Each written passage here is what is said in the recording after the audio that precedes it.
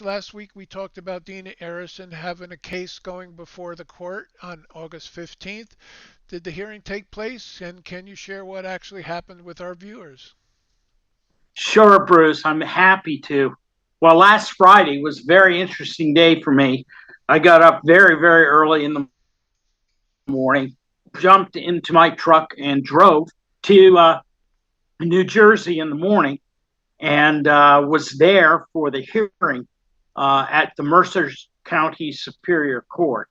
And even though I was a registered expert before the court, all properly registered under the rules of the court as an expert advisor to Dena. Again, I was stopped from being able to communicate during the hearing. Whoa, And stopped from talking? yes, and the court said that the reason I wasn't allowed to speak or even communicate in any way with Dena during the hearing was because I was a non attorney and I was not licensed to practice law. Therefore, I could not even advise Dena during the hearing about what was going on at the time. And it was a very unfortunate experience, really. Why would a So, court of law do that? first of all, I think that's a really, really good and important question.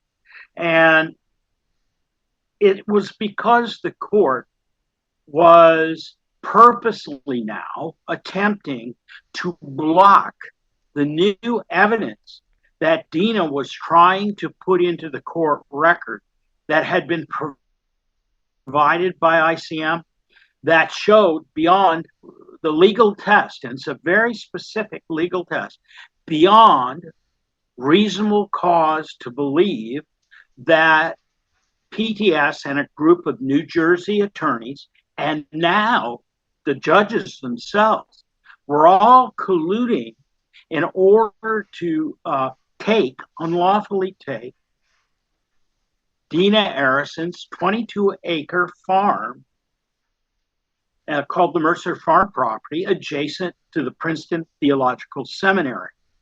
I'm afraid that after the hearing, we have to say we had a reasonable suspicion that the judges were somehow involved in this problem, but not enough evidence until the hearing on the 27th and the hearing yesterday to raise that to probable cause to believe that the judges are in fact aiding and abetting the RICO enterprise that we first reported. Now So, they have to do that. so They have let's to do that. sure. They have to do that, Bruce, because they absolutely have to keep the new evidence from being heard. That's why they're doing it. All right. So, John, how is the court covering up what's going on? It's they're using a number of what we call shop worn schemes to cover this up. Shop worn ploys or tricks, if you may. And I've seen this. I've been in hundreds and hundreds of courtrooms in my line of business over the years. And these are very, very predictable ways that the corrupt courts use to basically avoid exposure for their own involvement in these types of crimes. Now, in this case, one of the ways that they're trying to cover up the court is by turning to a doctrine. It's called the controversy doctrine. In very simple terms, the controversy doctrine is not complicated at all. It simply means that when the court says a case is over, if it's been properly litigated, due process has been followed, and nobody's rights have been violated, then it's over. You can't relitigate something that is already over and has been done right in the first place. However, in Dena's case, they used the controversy doctrine to dismiss everything. Why this is so bad and so egregious is because they can't do it. There's a more fundamental principle of law at play in Dena's case, and it's called that egregious frauds upon the court itself like lying to judges by the lawyers, lying and preventing false evidence, or suppressing evidence, represents a fraud upon the machinery of the courts that vitiates. And vitiates is a simple word. It simply means makes null, moot, and void any previous orders, determinations by the court, or anything else, and the case starts all over again. That's how serious fraud upon the machinery of the court is. So what the court is doing in this case is they're hiding behind the controversy doctrine to exclude as evidence before the court as they make determinations the very evidence that shows the court itself and the attorneys involved are all corrupted. It's a neat little way to do that. Now, the second thing and the primary ploy they are using is that Dena Arrison refused to prepare a proposed amended complaint that clearly stated what the case was all about, when in fact, Dena, from the very beginning, explained to the court very clearly in the ICM report and in the 157-page legal brief she submitted to the court that she was a victim of a RICO enterprise. And to boot, the court, after saying that they have treated Dena with the most careful hands because she's a pro se attorney, they purposely failed. They failed to send her even an email telling her that that was due to the court until 12 days after it was due. Now, we think that represents reasonable cause to believe that the court acted intentionally so that they could exclude all of the evidence of RICO crimes from being heard in the court record. And that's exactly what happened at the August 15th hearing.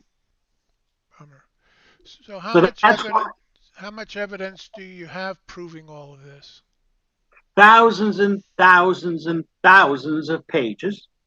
When we did our preliminary investigation, which was to prove whether or not this case had any merit whatsoever, and if it didn't have merit at that point, we would have abandoned this case, Bruce. But it didn't turn out that way.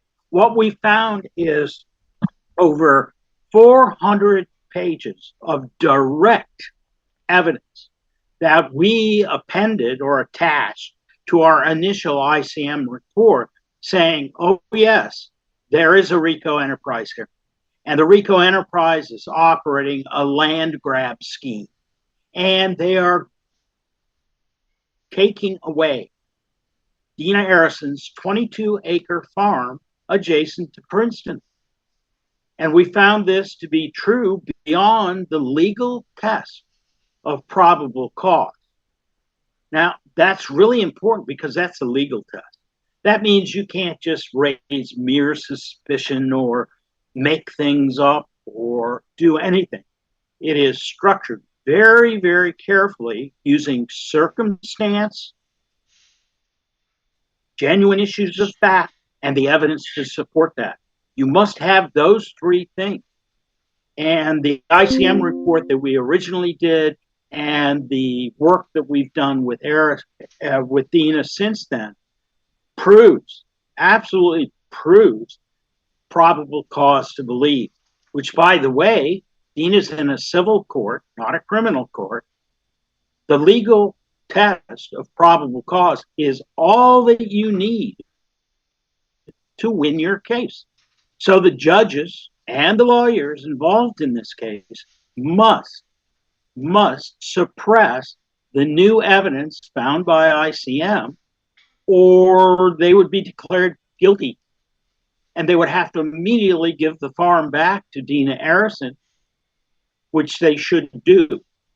But this isn't a group that's operating with integrity. One of those principles, so that a large land acquisition scheme being operated under the guise of a church-related nonprofit organization can make more money.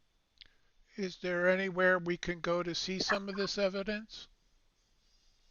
Well, we are facing right now, and as I'm speaking, another judge of the same court who is also involved in this case and has a direct conflict of interest is working with attorneys right now from uh, the law firm representing PTS to write an order to provide what they call injunctive relief to the Princeton Theological Seminary to pull down all of the evidence, to pull down all of the tapes that we've been trying to get out to people, to show them firsthand under the transparency rules of the court what is really going on here.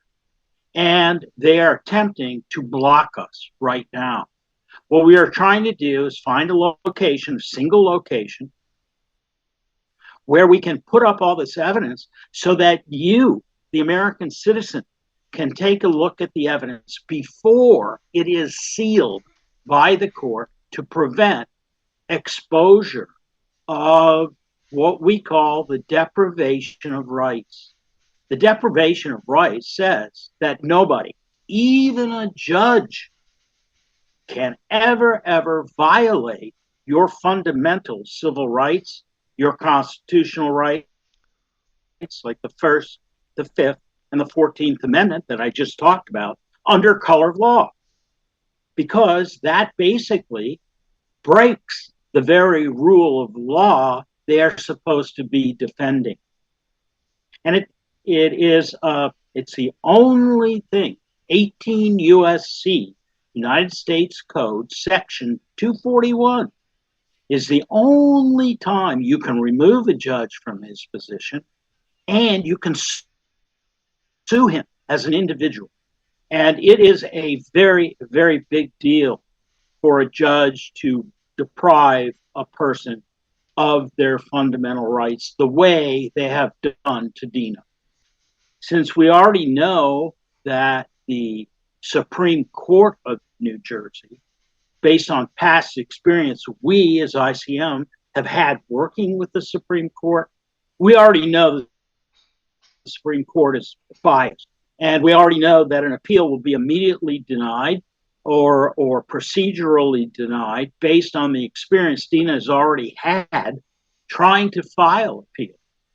So what they're doing is they're kind of circling the wagon in a way that Dena is totally incapable of getting the word out on this horrible miscarriage of justice to anyone.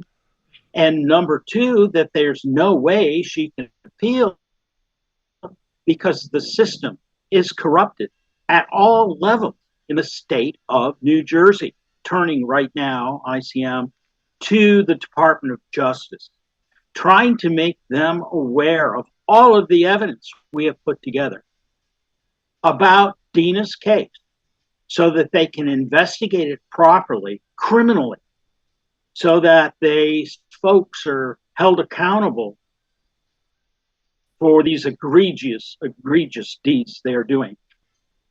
Well, I want to thank you for taking the time out of your busy day to come back and tell us what happened at the court. Our prayers are with you, so please tell Dena we feel terrible about what happened to her, and good luck with Yeah. any issues that you have in front of the court. Bruce, I particularly want to thank you too. It's vitally important that the word get out on this, and we really appreciate Studio B's help in doing this. It is very important. Thank you so much for your help. Yes. And everybody else, thank you for your help.